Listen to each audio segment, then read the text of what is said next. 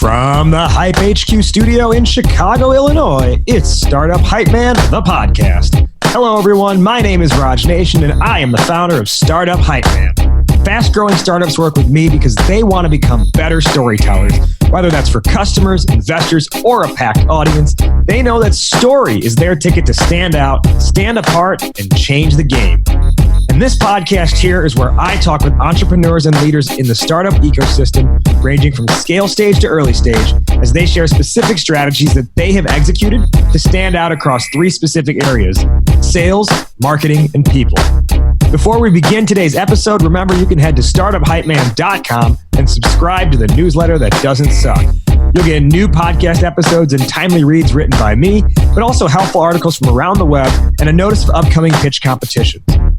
All right, let's dive in and hear how today's guest is changing the game. Ladies and gentlemen, making her way to the microphone from West Chicago, Illinois, and currently residing in Aurora, Illinois. She is the CEO and co-founder of K+L Storytellers. Please welcome Michele Kelly. Woo! Word girl is in the house. She is Michele Kelly, the CEO, co-founder of K+L Storytellers. K+L is a corporate storytelling agency focusing on delivering brand and content strategy, as well as brand and content itself. They've been around since 2017. It's a husband and wife team. I'm super excited to bring her on here for the season finale of Startup Hype Man, the podcast, season 13. She runs this, as I said, as a husband and wife duo, along with, well, her husband, to be redundant yet again. And I'm excited to have her on because she's a fellow storyteller. And as you know, if you've been listening to the show, you know I'm a storyteller. So when two minds like this get together, it's probably going to be a pretty good conversation. Michele and I have been running around in similar circles for a few years now. I know we've seen each other on LinkedIn here and there. And then I know you had read some of my content, and then you reached out, and then we started talking to each other, and here we are today. Now, Michele, our topic today is using story to clarify your brand's perception. Ooh, this is a juicy topic. Can you let our listeners know why this is on your mind and why this is important to you? Yes. So I'm going to do exactly what drives my children crazy. I'm going to answer a question with a question. So here we go. Imagine this. I walk into your office and I say, Raj, I'd like you to give me $100. And you throw up your hands and you go, whoa, whoa, whoa, $100? I don't think so. But I come into your office and I say, Raj, I would like you to give me $100 because I am doing a campaign fundraising event tomorrow. And for my niece who has leukemia, suddenly you know my story. You know that I'm a concerned aunt, that there's this child with this cause, and you have a fuller sense of my story and the perception of why I am asking for that $100. So when we talk about using story to clarify your brand perception, we are talking about that ask. And that ask has to be tied to a why. And that why is your story. It's to be better understood. Well said. Very well said. I think this is going to be just an awesome conversation that we have together. Before we dive into the idea of story clarifying brand perception, let's rewind, take it back down memory lane, and learn a little bit more about you, Michele. Now, I'm curious to know, what is the first memory you have that you can recall story playing a role in your life? Excellent question. Here we go. At the age of 7, I wrote a book It was my first book, and it was called The World According to Me. And it had poems and stories and drawings, and I still have it to this day. It's bound by rusty,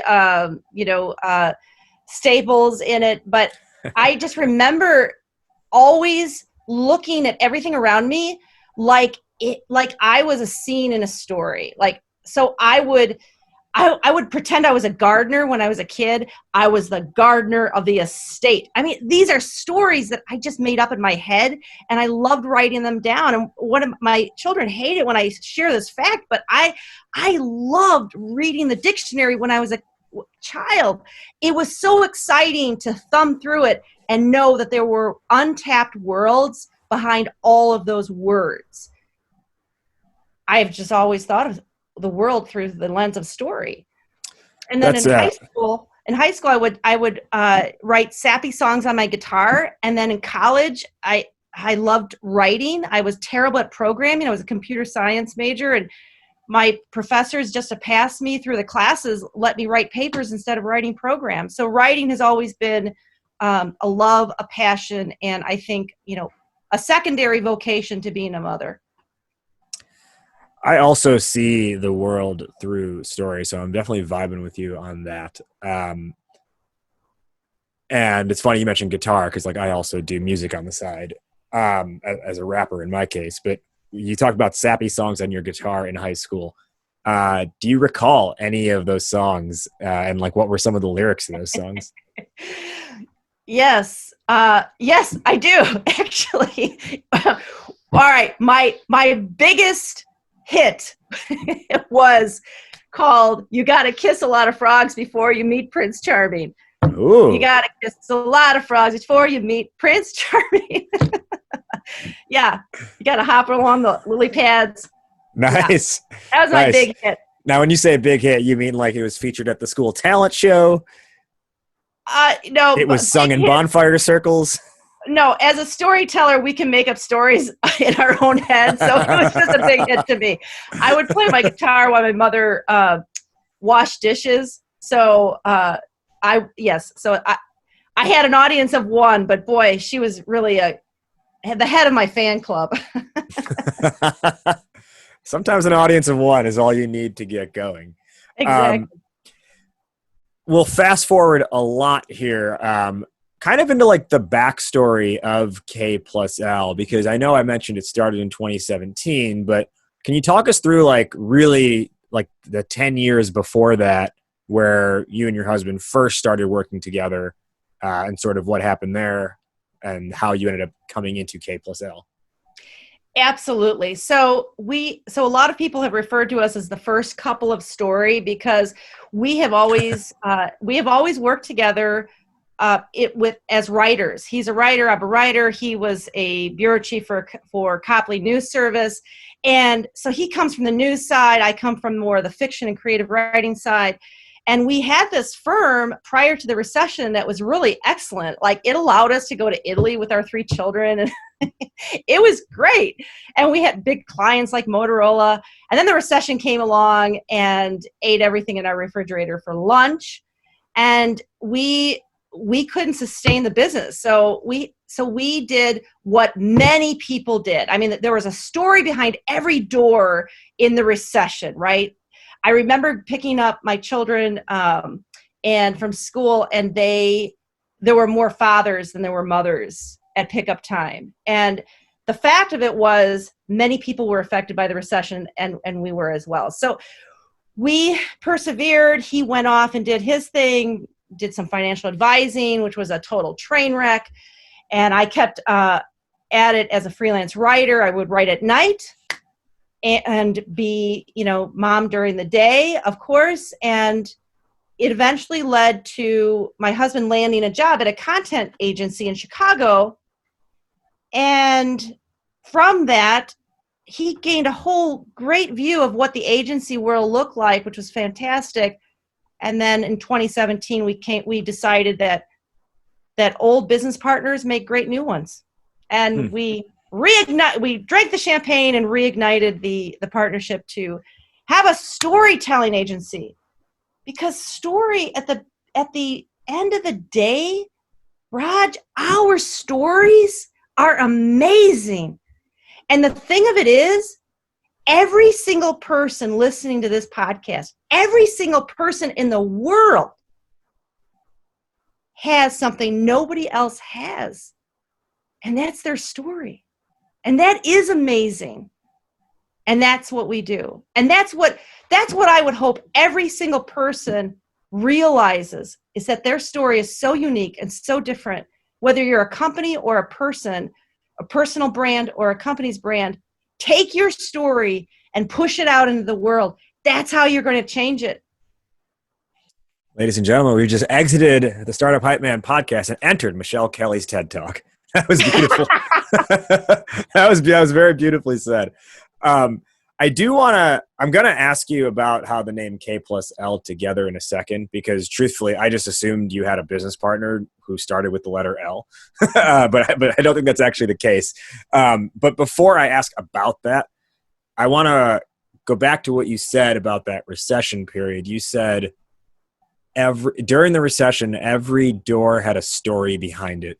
And I don't think many, if anyone else, looks at the 2008 recession period in that same way. So can you explain a little bit more about what you meant when you said there was a story behind every door during that time period? Absolutely. My friend Amy had to abandon being an at-home mom so that she could bring home a salary for her family because her husband lost her job. I had friends who had no idea how they were going to pay their mortgage. I had friends who had businesses and they were either in perilous situations or they lost them. I remember a conversation. So let me put you in scene for a second, a conversation with our accountant. And I remember sitting there and I said, Rich, I don't know how to pay the bills with zero. And he said, Michele, every one of my clients is having that same dilemma where they are either compromised in running their business, their customers have decided that their services are not that important anymore, they're downsizing. And he said, here's what I'm going to tell you. The last man standing will win. And you just have to figure out how to get through this recession and how to maintain, because once you get through on the other side, and I think this is very relevant to today with the pandemic, if you can get through this, you will be resilient, you will be financially successful, you will be clearer about your mission and your purpose, and you will cross the finish line, you will win, you will still be around, but you've just got to get through this period right now. And I've never forgotten that, because it wasn't trying to live a life of significance. It was trying to live a life of survival. And I think many people are facing that right now. I know, there are a lot of companies in Chicago with big office spaces trying to figure out how they're going to pay that $20,000 a month rent. And here's how you do it. You look at your story, you figure out what it is you bring to the table for the people you serve. You tell that story over and over and over again. You get clear. You make sure your people are believers who are working for you, that they believe in your story. And you reach out to your customers and you show them that you are there for them through thick and thin. And you show the world your story and you live that story. And you will survive. You will survive this. It may not be pretty, but you will survive. You will get through. And your story will bring you to that other side. This relation to the current pandemic, you're right, it is very relevant, the story you just told to today and kind of the situation a lot of companies face themselves in. And my perspective has really been, how do you lean into this and like double down on what you're good at and not back off and and operate entirely out of fear and like get pulled into scare tactics? I think it's when you talked about how you said your accountant's of the last man standing, I'm really of that same mindset with the current situation where it's like, you know what, some people are gonna like cave in from this entirely, and some of it maybe is 100% to the situation. I think a lot of it is letting yourself succumb to the situation. Others are going to say, well, hey, this is actually our chance to like separate ourselves from everyone else, because while everyone else is cutting staff and cutting back on marketing and stripping down to the bare essentials, we actually have an opportunity here to make a real dent, because what people will remember are the other people and the brands who stuck with them when times were really shitty, not the ones who disappeared or who said, hey, we'll see ya 8 months from now when things are looking better. Okay, so here's what I'm going to say on this.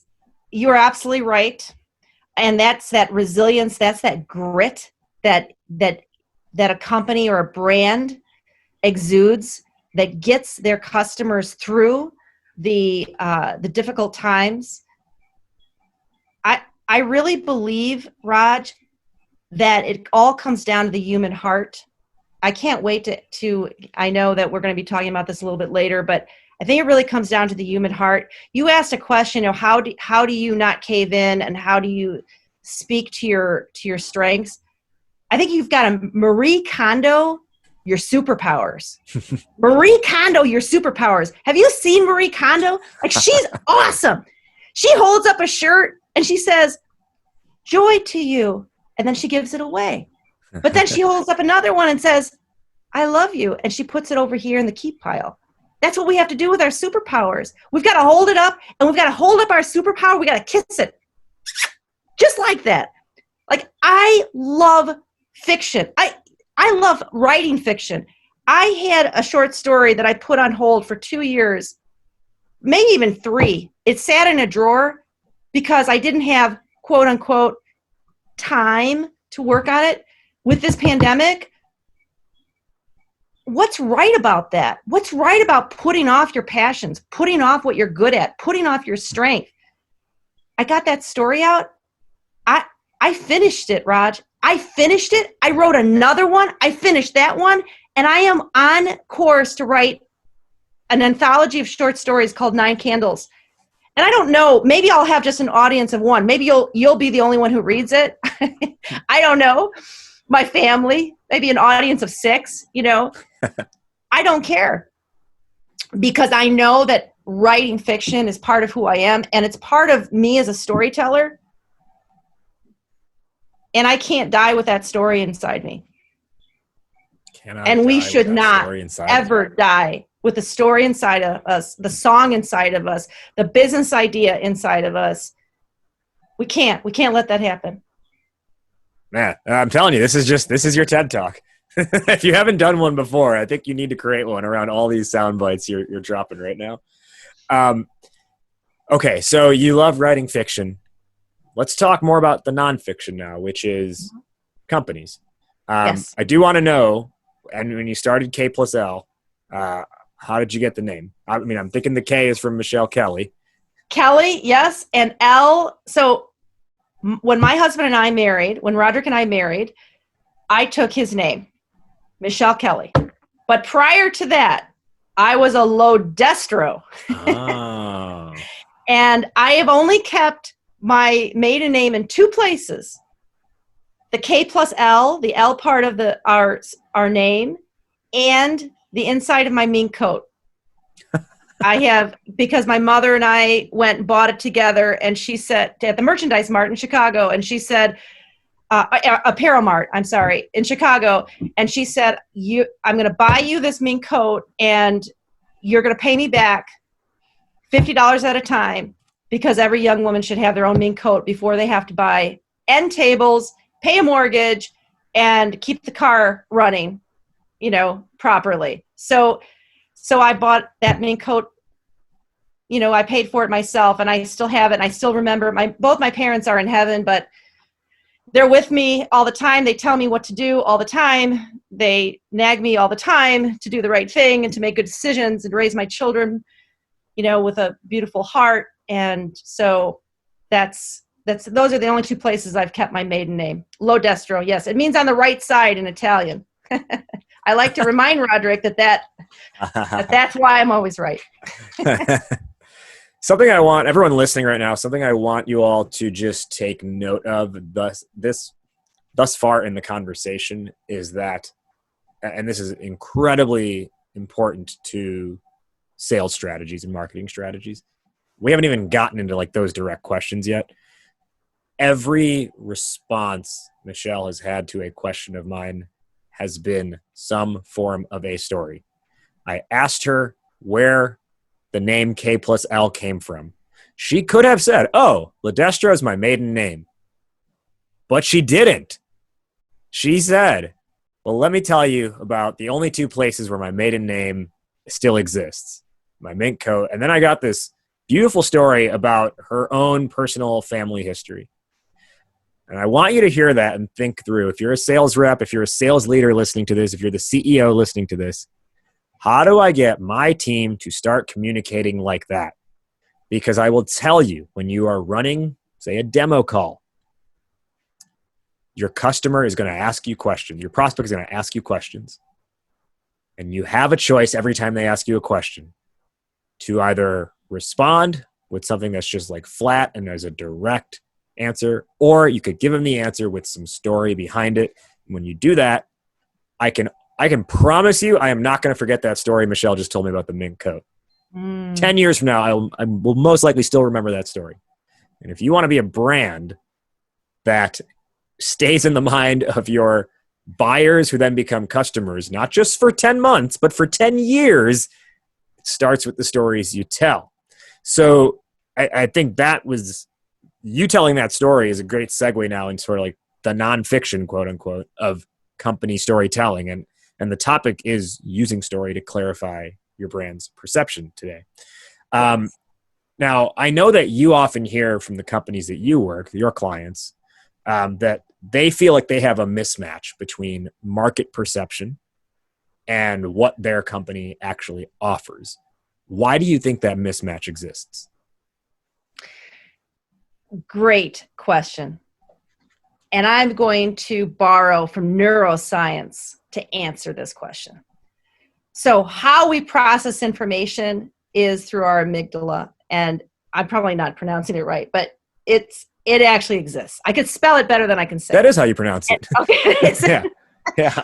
So it comes through there. And what happens with every piece of information, every time we see a commercial or get hit with pinged by a social post or etc., we match it up with everything that has ever happened in our entire life. I mean, our brains are incredibly designed.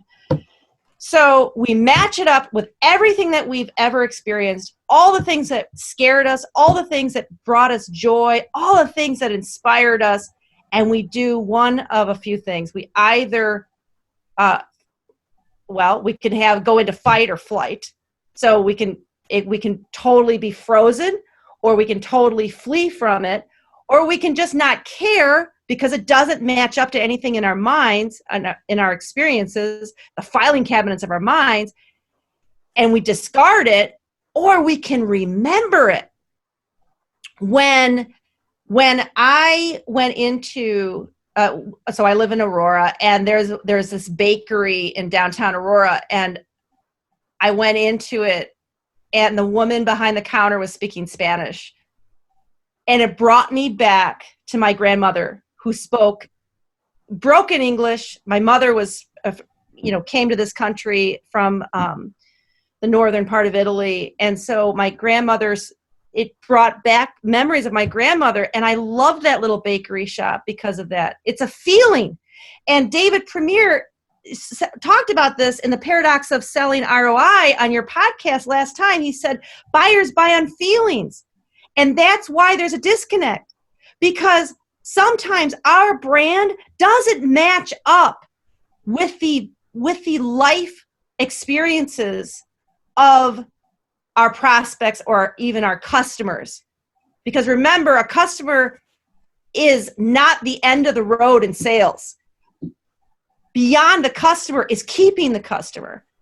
Beyond the customer is a customer for life. How do you get people to love you for life? That's sales. So the disconnect, that lack of clarity between a brand and the perception of what that brand is, there can be a wide chasm and this is why it's so important to understand your customer. It's so important to really understand your audience and to look at them not as one big massive number, but as each individual. What is important to them? What's going on in their life? As a sales rep, have you gone out and talked to each one of your customers and asked them, how are you doing during this time of great uncertainty? It seems like a common thing to do, a common sense thing to do, but I think it's a very hard thing to do because so much of sales is rolled into numbers. You know, you have to fill the funnel and you have to keep that sales journey going all the way through. But at the end of the day, we are human beings.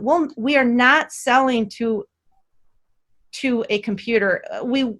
It's going that way. AI is making a lot of decisions for us, and it is crafting it is impacting that relationship in certain ways. But I think that's overhyped, and it really still comes down to human beings. That's why there's lack of clarity. That's why there's a disconnect. Well, you talk about that, you know, it all comes down to the feelings. And yeah, in our last episode, David Priemer had talked about people are buying on feelings, and that's sort of like the disconnect with ROI. And to add on to both of those points is that, because I know there are a lot of people who kind of always think like, yeah, but our industry is very ROI driven. And I'm always like, to a point it is. Numbers will reinforce something else. But that something else is the lead, not the something else. And I think the fundamental fact you cannot ignore when you say, like, people like you and I will say, like, feelings and emotions will prevail in a buying decision over ROI and numbers and data, is, Michele, you could have the perfect product for me. It could have all of the exact use cases that I need to know. It could, by the numbers, be better than every competitor. And there would be no logical reason for me to not go with you, and assuming I have like the budget for it, right? But if at some point in our journey together, you insulted my mother, there's no chance in hell I would buy from you, even if all those things existed. I would go with someone else or not do anything. And that's kind of that's an extreme example, but that's kind of the point, right? That's how much even a CFO will not buy on numbers if you insult that person's mother. No doubt about it. And you know, here's a little short story to back this up, a personal short story. So the pandemic, it hits, you know, have to stay home, can't go out. Okay. I said to my family, we're not going to the store. We're not going to the grocery store. I don't care how many I don't care if you put a mask on my entire body. I'm not going in there. The virus is not crossing this door. And I'm going to do everything I can to prevent it from that happening. And so we have a kind of a big grocery store locally, and we have a little Italian store in our neighborhood. The big grocery store. Is it Cavuto's or Caputo's? Oh, I love Caputo's. I love Caputo's. Oh my gosh, the pasta, the cannoli. No, this is the little Italian store is Prisco's. Okay. And Raj, you have got to come out to Aurora. I'm going to take you there for gelato. They have gelato. Okay. And Lavazza coffee. Anyway, so the little Italian store owned by the Prisco family, still to this day, they don't have products online. All right. They're not set up for e-commerce, but here's what they did for, they're a bike right away, right? So they offered pickup, send us an email, whatever you want. We'll put your card on file, your debit card, and you just come. We'll call us when you're here. You can pick up your order. Free, no extra charge. because that helped. Our local big grocery store, sure, you could go on there and they have a whole e-commerce site, could not get a slot for delivery 14 days out. I said, how does that help me? I make dinner every night for my family.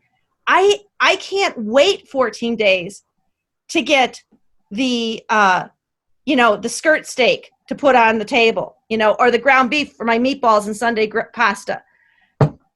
So that little store, and I will patronize that store forever, because in my time of need, they were there. The big store, nope. I told my family, I said, I am on strike. I'm not going back there, because they didn't help me when we needed the help the most. They couldn't figure out a solution. And they even lead you all the way through on their website to the very point of ordering. So you spend all that time. All that time. And I had to go, boop, orders out. I'm not doing it. I can't wait 14 days. Okay. Now, when we think about these same concepts in a B2B setting, I feel like a lot of people think, yeah, story, of course it makes sense if you're running a TV commercial. Of course it makes sense if you're doing quote unquote advertising in that sense. But I mean, it doesn't really apply to a company like ours that sells software or that sells forklifts, whatever it might be. What do you say to that? I love that. I love that question, because I have gotten it 100 times over. So first, may I share a quote really quickly? Because I think this is really relevant to B2B, B2C, B2 human beings. This is by Richard Kearney. Telling stories is as basic to human beings as eating. More so, in fact, for while food makes us live, stories are what make our lives worth living. So I want to give a couple examples here. You're from Chicago. You're a Chicago boy. I'm a Chicago girl. So let's look at Wrigley Field. Wrigley, a corporation that developed an entire neighborhood, an entire culture, just by creating the Cubs narrative of family, fun, and community. That's a story. If you make forklifts,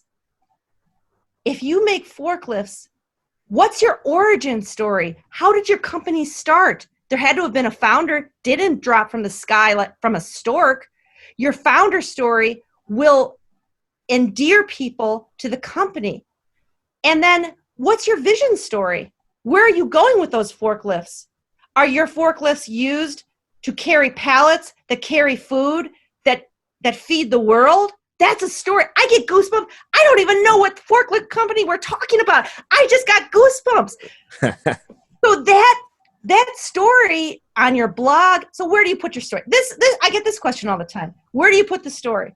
You put it on your website. You use stories in social media. You use visual storytelling on Instagram, and on not the stock photos of hands and people around a conference table. No, you're better than that. You're going to use stories because you grow as a brand. Let's say your brand is all about growth. You're going to use, and you're in the accounting business, show a picture of a plant. I mean, this is storytelling. That when you get up there to do speeches, I've got a client right now. He's amazing. He is a CX disruptor. And he is, we're working together on cataloging his stories. Exactly what you said, Raj. He's going to use them in different sales situations, in meetings. So when he's talking about why his company is going to be there on a short deadline, he's going to bring in a story about that. That's what that prospect is going to remember. So let's look at another company, RX Bar. RX Bar. Have you ever had one? Yeah, I don't really like it because of the texture, but I know it's very popular and they're bought by Kellogg's. Yeah. Well, I really like the RX bars. I like them. I was trying to use examples of things that we all know or that we've seen. They tell their story on their packaging, all of their ingredients. So what is that? One of their values is transparency. Story is about pushing out your values. It's about pushing out your beliefs. And I don't mean the mission, vision, values that collect dust on a website. I don't mean that. I'm talking about the real values that you believe in. So on there, I knew this was going to happen. I'm like, I think I'll talk about the RX bar. I went on their website. Sure enough, what do they have under the About section? Our story. That's exactly how they phrase it. I knew they were going to do that. And they talk about, the headline is, it's 2013 and we called BS on protein bars. Wow, that's got a voice to it. That's got attitude to it. That's got a rebellious brand archetype behind it. It takes a stance, right? And that's kind of, I think, a big thing here is conviction.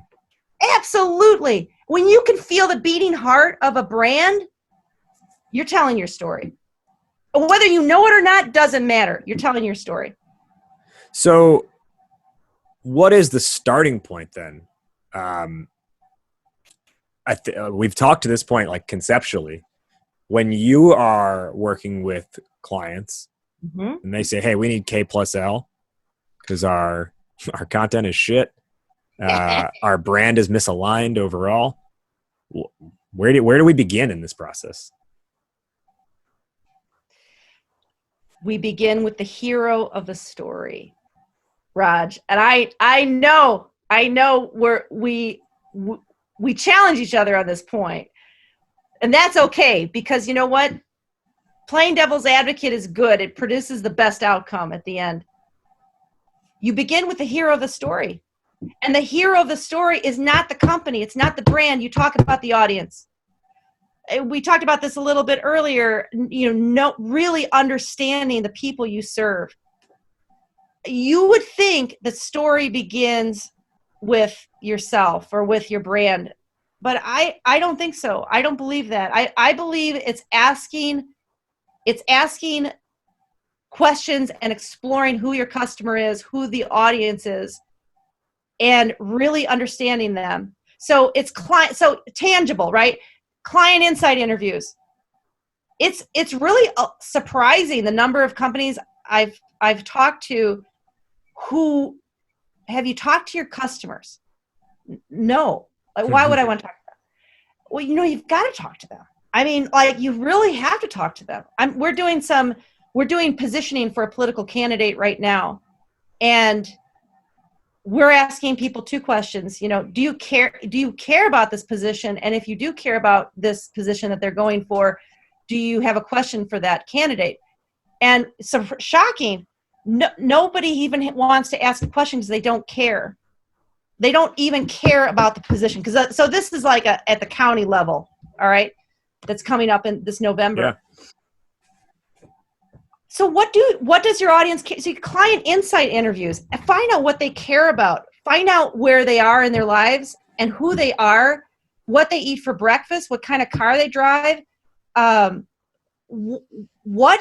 where are they on Maslow's hierarchy of needs? Maslow was brilliant. That little hierarchy of needs, I have that on my desktop. I look every time I'm doing something, a piece for a client, I'm always looking at that. Where is the reader? Where is the consumer of this information? So got to know your audience. Then you've got to go to your why. I mean, Simon Sinek, card carrying fan over here. You have to ask, why? Why are you getting up every morning, walking 10 paces to your office at 7 o'clock in the morning and doing what you do? It's 10 paces now because of the pandemic. But, before, why did you get on that CTA train, transportation? Well, I guess in this case, it's why are you choosing to not stay in bed because of the pandemic? Yeah, there you go. Why exactly? So it's understanding your audience, really doing a deep dive in who they are, and then because they are the hero of the story, they're the person, the people, the audience that you are leading to success. And then it's asking your why, finding out your why. And a lot of companies, some companies know their why. They understand why they exist. This is now, I get this question a lot. Is the why the same thing as a mission statement? I want to address that really quickly for everybody listening. It is not. The why is why you exist. The mission can change a little bit over time. So a Western Union I don't even know if they exist anymore, but let's pretend they do. If Western Union still existed, their why would be different than when they first start, or their mission would be different than when they first started out in business. Obviously, 100-year-old IBM, it's almost 100-year-old company. I'm sure IBM today has a different mission than they did when they first started. State Farm, it's another almost 100-year company, but their why is still the same. I almost guarantee it, truly. I mean, in rare cases, maybe it changes. If you get bought out, acquired, mergers and acquisitions, that's a whole nother discussion, but your why doesn't change. In fact, for people, you and I, human beings, everybody, our why is established by our early 20s. It doesn't change. And in fact, the fiction, the anthology of short stories, actually that I'm working on, explores the basic concept of the person we become is the person we always were. That's the thesis of all the stories. Mm-hmm. And that is the why. It doesn't change. Still the same at 90 as we were at 20. Yeah. So my first company, we used to do a lot of work in developing whys for people. And what we found was, we did this hundreds of times. And what we found was that a person's why is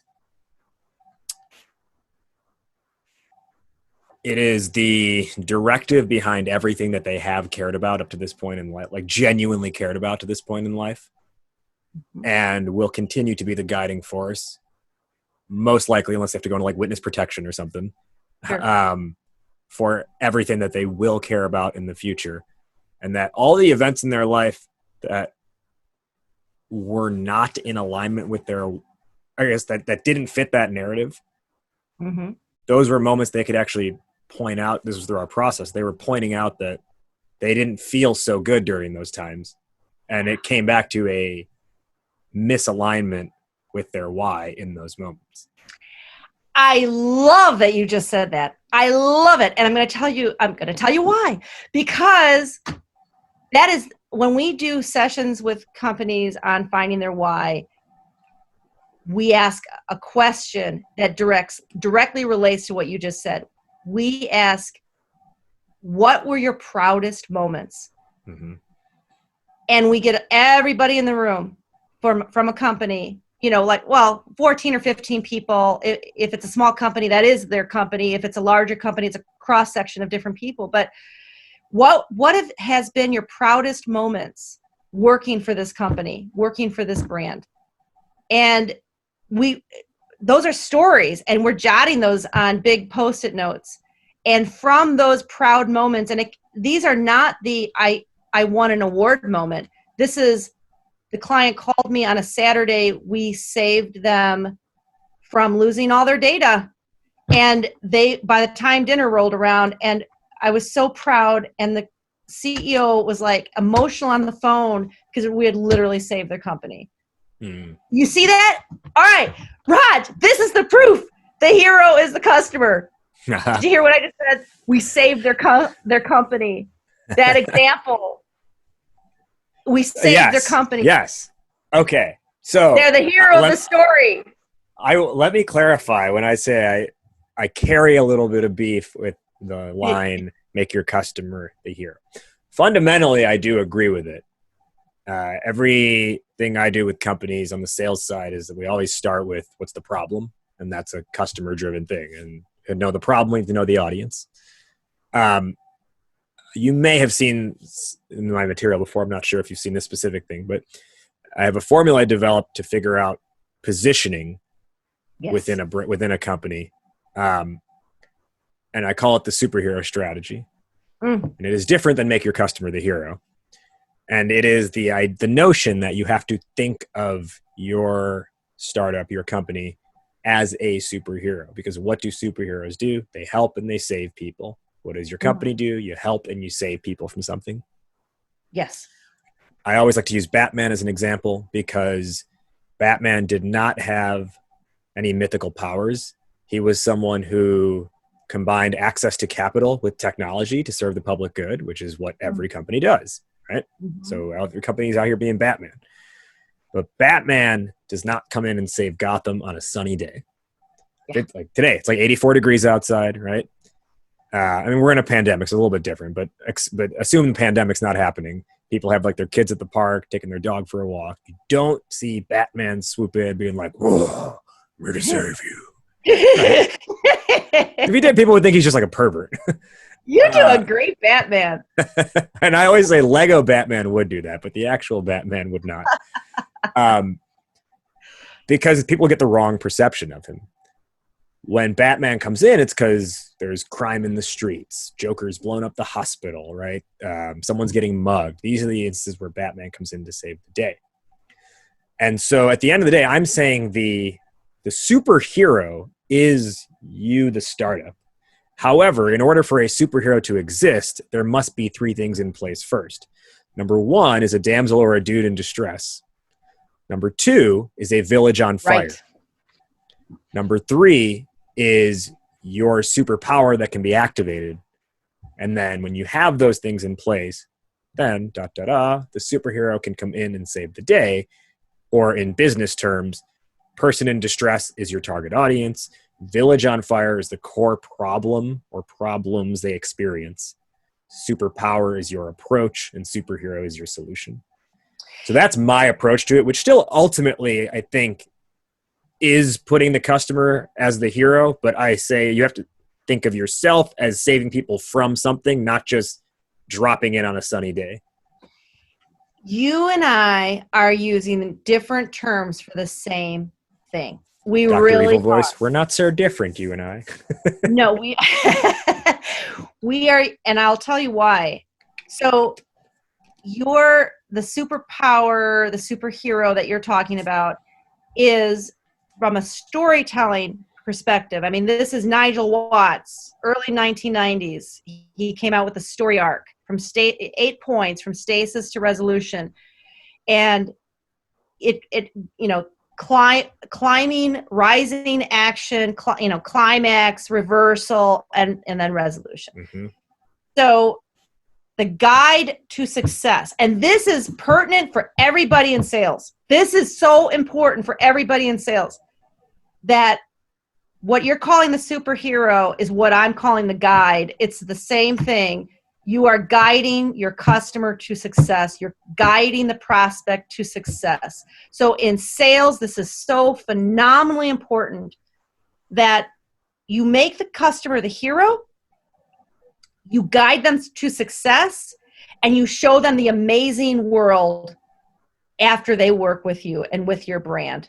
And that amazing world is it's not a bunch of features and benefits. It's the impact, the change in their life, the change in their day, because they're working with you. And and this goes right to the salesperson. Mm-hmm. So it's not just the brand, because the brand, the product, the services, they could all be great. But if that salesperson doesn't take the call from the customer at 5 o'clock on a Friday because they just don't want to deal with it, which I know everybody listening to this would not do that.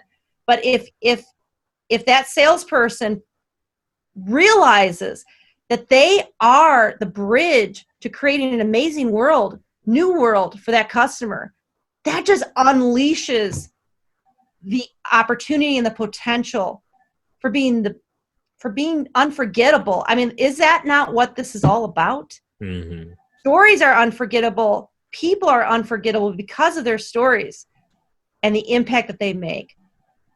And that's what gets, specifically on the sales front, it's what gets your company away from being stuck in like the feature slinging showdown with your three other competitors. Right. Because if you stick to feature selling, it's not that you won't ever win customers, because some people just kind of already know what they want. Yes. But you're always going to be at the mercy of your competitor who has a more perfect way to integrate with the buyer, or who has a little bit better price for the buyer. Whereas when you story sell, the competitors start to not matter anymore. They are willing to trade a couple things that you may not have, because there's more belief that they can get to a destination that that you're painting for them.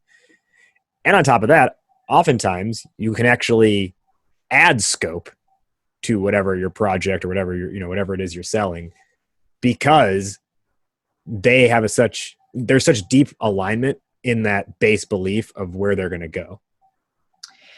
I love that. And this is why I truly am a fan of your work, the story-driven demo and all that you've written about this. It's absolutely brilliant. So let me ask you a question.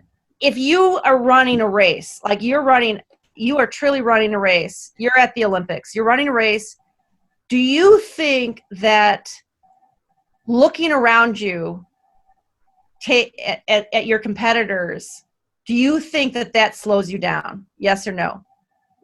Yeah, I used to run track, and the thing we always said was, even if you turn your head for a quarter of a second, that's one step they get on you. Okay, good. Going from that premise, because we were just talking about competitive positioning. We were talking about going up against, which salespeople do all the time, right? You're up against 3 or 4 other contenders.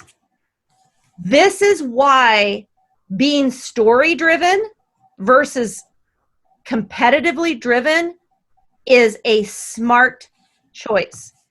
If you are focused on who's running beside you and your focus is to outdistance them, you have to put your story aside. You have to put who you are aside, because you're looking. I mean, you can't do 2 things at one time, right? Mm-hmm. So you're looking at your competitors. This is why as salespeople, we have to keep running. We have to keep focused. We've got to be that runner who is strong inside of us, inside of our own story. Know what we stand for, know our strengths, know the extra value we bring to the table. It's good to be aware of the competition. It is not good to be mastered by them. You do not want to be mastered by your competition. You want to master the competition. And you do that through story. So in your emails, in your email signature, in your conversations, in your social media posts, in your handwritten notes, in your presence in your customers' lives, in the way you onboard new customers. I love onboarding. I love onboarding new clients.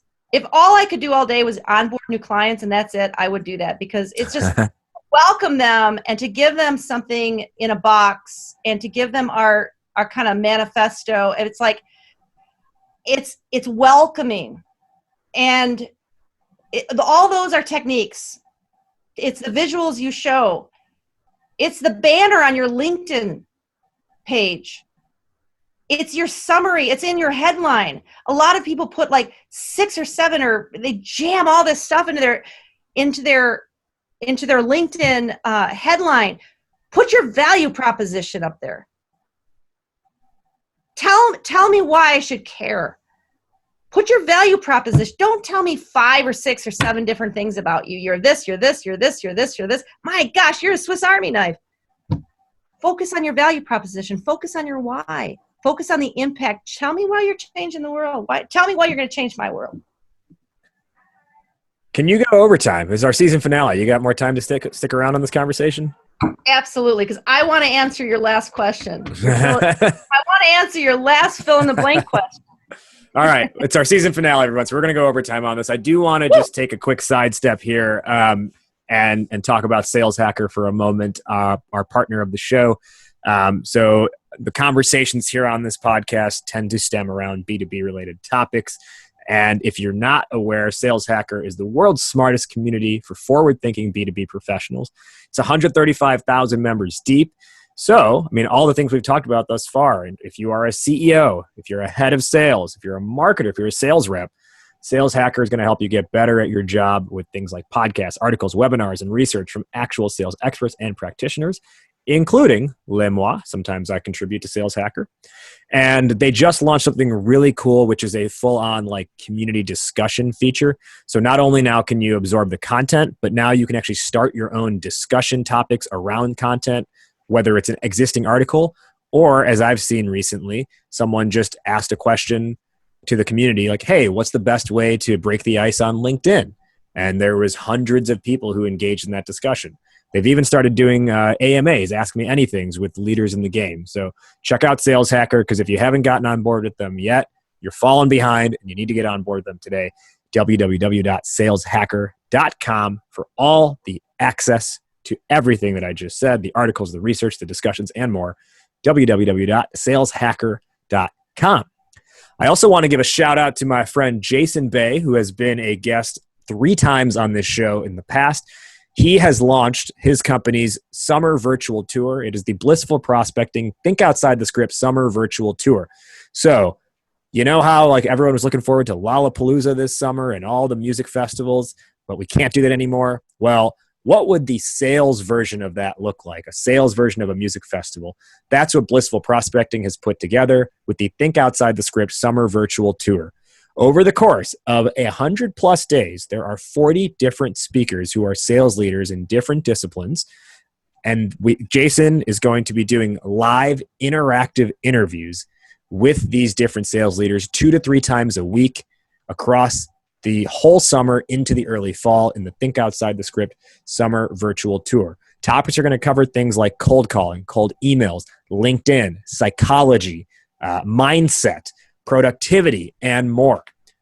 Speakers in this tour include the author of The Transparency Sale and former guest on this podcast, Todd Capone. Last week's guest on this show, David Priemer, Leah Niederthal, Beck Holland from Chorus. The list goes on and on and on. Morgan Ingram, Kevin Dorsey. These are all names you've probably heard of before who are crushing it in the sales game. And Jason's going to be interviewing me as well on August 20th, where I will be talking through how to think like an entertainer and not suck at telling stories specifically within your prospecting cold email efforts. To get access to this, here's the best part.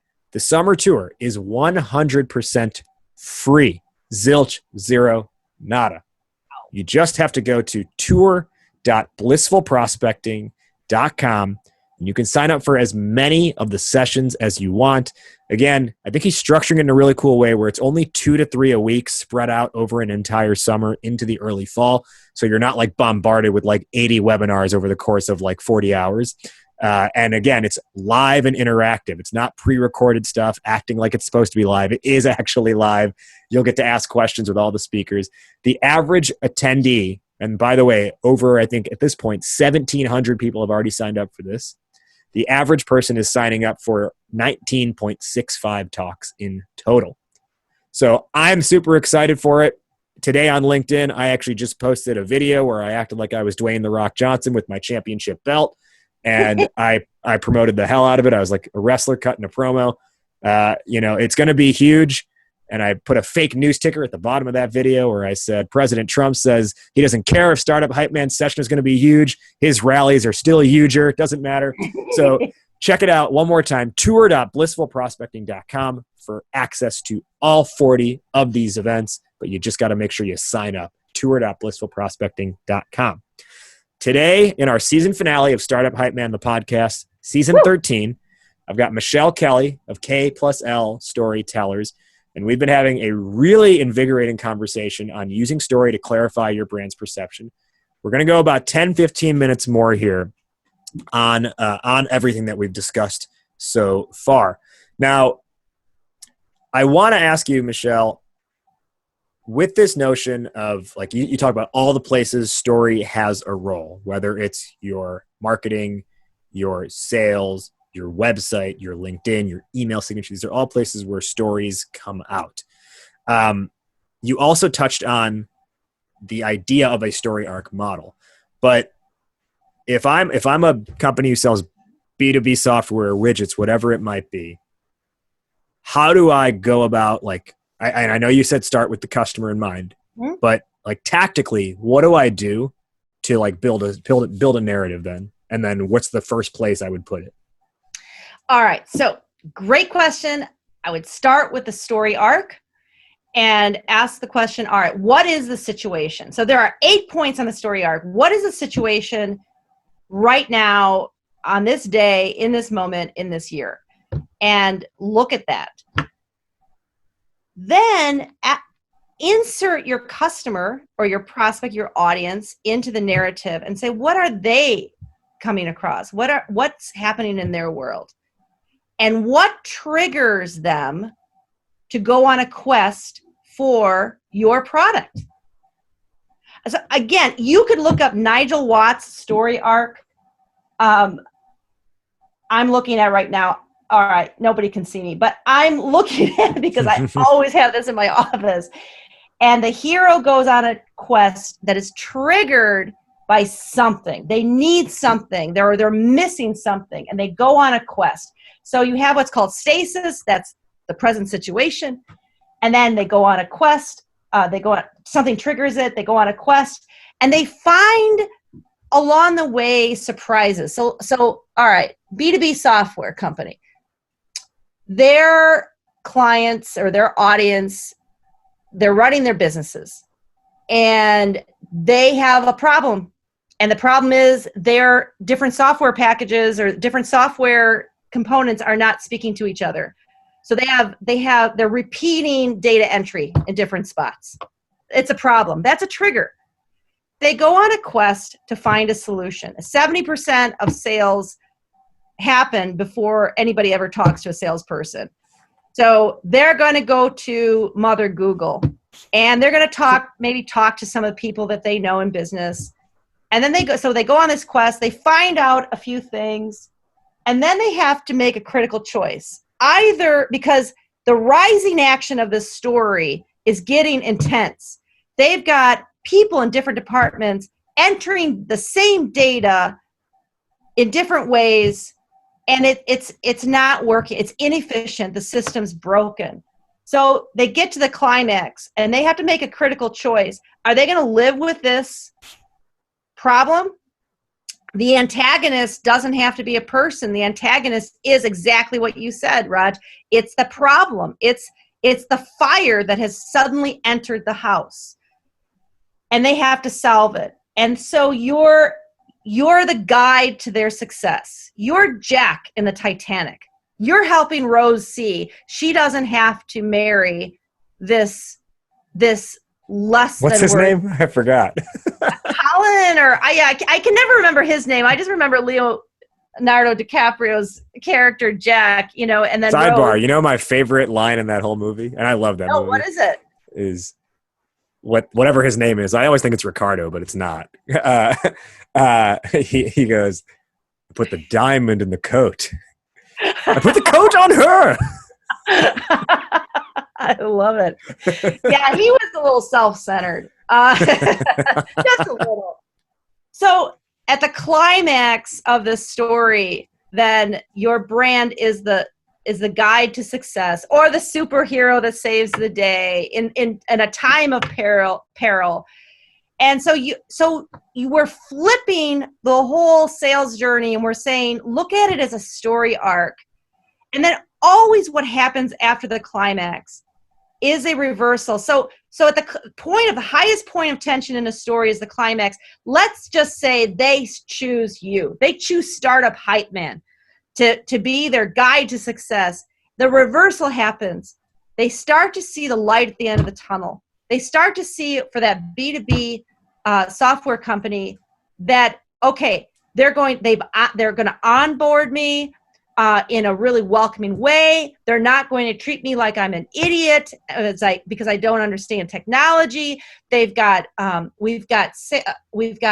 sales training or training for the software set up. I've got this nice onboarding box, this package here. I feel good. I feel like these people have my back. Did you hear what I just said? I didn't even mean to say it. I said I feel. That's exactly what they're going to say. I feel good about this. And then the resolution. And by the way, my children know all 8 points of the story arc. So every time we have family movie night, they're like, oh, it's the trigger. Oh, it's the climax. That's the reversal. Oh, movie must be over in about 20 minutes. So then we get the big resolution. The resolution is the amazing new world. You know what I would say to companies? If you want to do something today, right now, grab a piece of paper. I'm kind of green, so I like to use paper that I've already used on one side. So I use the other side.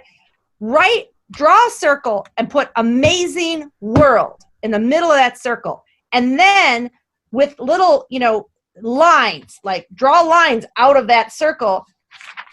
What does that look like for your customer? What does that look like for your prospect? What amazing world? What's the big, great ending to this epic journey you have just taken your audience on? What is it? That's where you're going to find your highest sales messages, right there. The amazing world that you create for customers and prospects. And yes, B2B, it is B2C, B2B, B2H. B, business to human beings. H to H, heart to heart.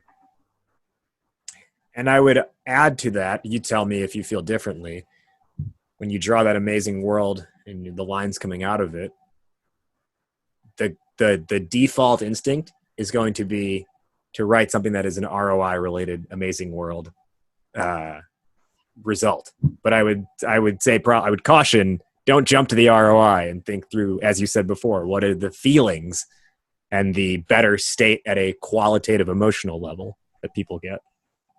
Here's what I'm going to say to that, Raj, that a writer, every single time, I don't care if it was Hemingway or, little old Michele Kelly sitting at her computer banging away at short stories for her anthology, or the salesperson who does that exercise with the amazing world. Here it is. Every one of us, because we're all creatives, every single one of us, when we approach that exercise, fine, get the ROI stuff out. A writer writes the obvious. That first, dump it out, get it out. Okay. And then get to the level of depth. You know what? I guarantee you, here's a quick writing hack. Your first paragraph is always your second. Write whatever you want to write. Yeah. Then X out the first paragraph, because most likely that's the most obvious and it's the most vanilla. And that second paragraph, that's where the magic happens. Can you speak real quick on how this translates into like website copy? And I'm asking this specifically through the lens of like, yes, you got to have like your about page figured out, right? Sure. If we think about like a homepage copy or like product page copy, there's a certain point where the buyer or the researcher, whoever, whatever stage they're in, the person who is interested wants to just like know, like, what is the thing? I get the story. I get the backstory. I want to know what the thing is and how it's going to help me. How do some of these techniques apply to web copy in that respect? Absolutely. That's a great question. So when it comes to a website, first of all, that home page is so critically important. You want to embrace clarity over creativity every time, and that is something I've learned over the years. It is better to be clear than clever. So you want to be really clear, and this goes back to the whole thesis of this podcast. Clarifying your brand through story, so that people perceive you correctly and in the light that you hope that they perceive you in. So on websites, I'm always starting with the word you. Like, what would the headline look like? And I usually, when I'm writing website copy, I write like 20 hero headlines. I never write just one. 3, 4. It's like garlic. Like, you don't use a clove of garlic. Anytime you see a recipe, it says 1 clove of garlic. You gotta be insane. It's gotta be like at least 10 cloves of garlic in the recipe. But you start with you. So I write. That's how I know you. That's how I know you're an Italian chef. You got it. So you start with you. You start with headlines that have the you in them, and then you look at, all right, yes, people have to understand. So what's your 1 sentence summary? Oh, we were talking a little bit about this when we first got on the call today. Every book has a one-sentence summary. So what's the one-sentence summary? What's your defining statement? We are this. We believe in this. We do this. You have to say that. You have to have that we in there. And then you go through, you use neuroscience, and you figure out what is important to that prospect, that visitor. What do they need to know in order to love you and understand you and have confidence that you're the one. You're the brand for them. You're the expert for them. And you do that through evidence. So you look at your evidence. So a homepage is Aristotelian argumentative language. That is what a homepage is. It is Aristotle. You make them feel, you have that empathetic message, and then you have the evidence to back it up and to show that you are honored to have their business, you are prepared to have their business, and you are equipped with the knowledge and tools to deliver. Mm-hmm. Let's begin our wrap up from that. Where can our listeners find you, find K+L, and learn more? All right. Please visit us on LinkedIn, K+L Storytellers. We actually just started this past week putting more content on there. Roderick and I are both pretty avid LinkedIn people, but we do a lot on our own. So we're doing the company LinkedIn a little bit more. So K+L Storytellers on LinkedIn. Look up First Couple of Story on Instagram and Twitter. We're populating that a bit more. Our vision is to write a book together.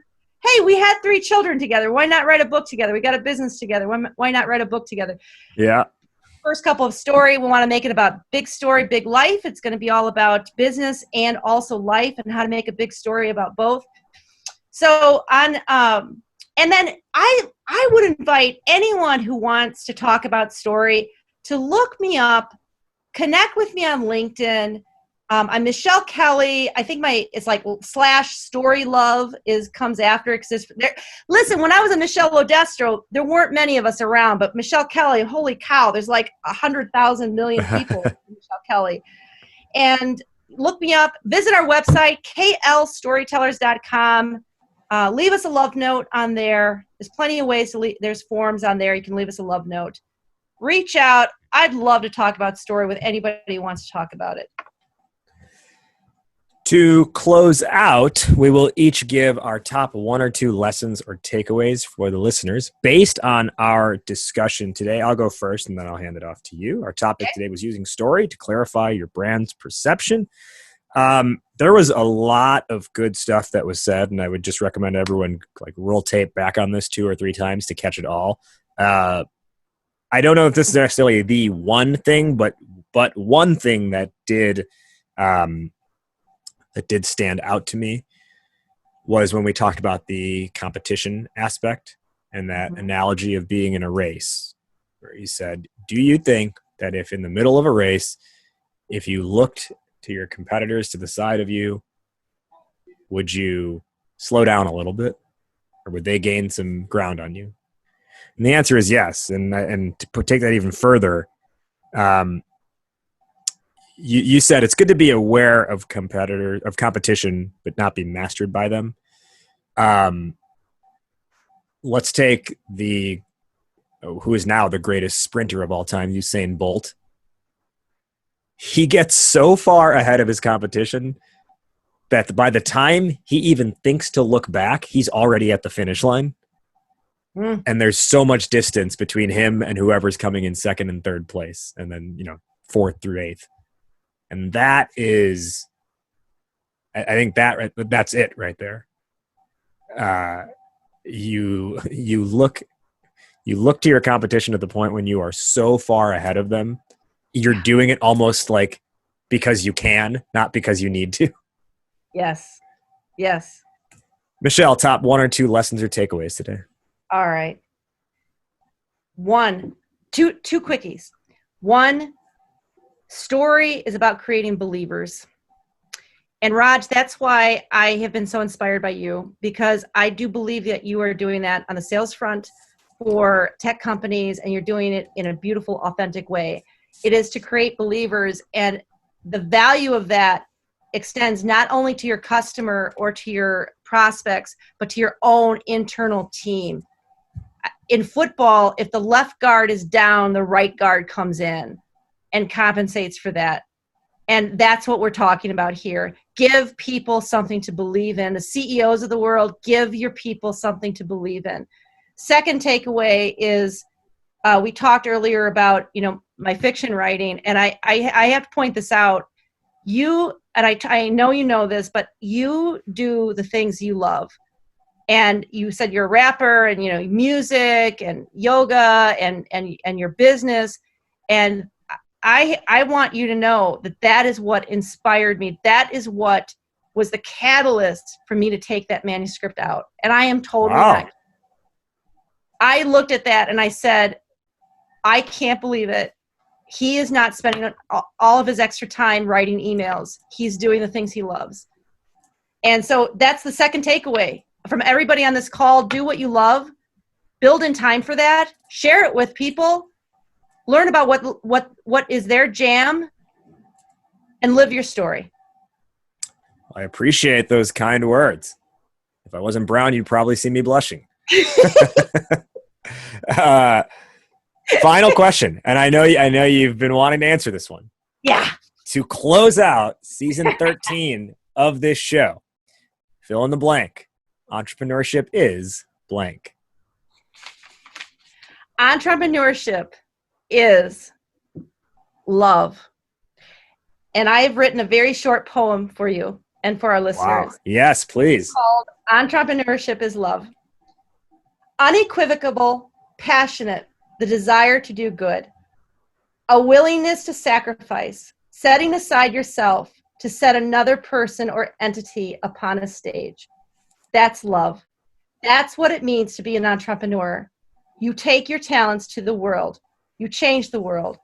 How could anyone who does all that do it without love? Very, very, very well said and beautifully written. Thank you for sharing that. Thank you for giving me a reason to write it. She is Michele Kelly, co-founder and CEO of K+L Storytellers. Michele, thank you so much for joining today on our season finale. Thank you, Raj. I loved it. And we will see you listeners back for season 14, launch date TBD, but not too far around the corner. In the meantime, be sure, as I mentioned a little bit earlier, to check out the Blissful Prospecting Tour, where me, along with 40-plus other speakers, will be talking all things sales, all things prospecting, all things getting into the hearts and minds of your customers. It kicks off on June 23rd and goes all the way until October 6th, tour.blissfulprospecting.com. And be sure to catch up on all episodes you might have missed this season by scrolling back through our archive and catching everything else. You know where to find me, at Startup Hype Man. Thank you again, Michele, for joining us. Hype Man out. Word up, raise up. That wraps up today's conversation. Did you like what you heard? Startup Hype Man, the podcast, is available on every major platform, including Apple Podcasts, Spotify, Google Play, and more. So be sure to subscribe on your platform of choice and leave a rating and review. Do you want to be an upcoming guest on the show? Email media@startuphypeman.com with your idea, and my team will review.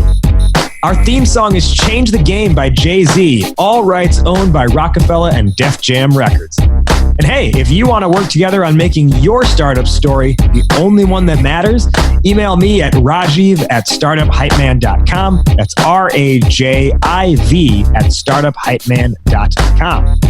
Well, that'll do it for today. Thank you for listening. Thank you to today's guests for joining. You have been checking out Startup Hype Man, the podcast. I'll catch you next week. But in the meantime, word up, raise up.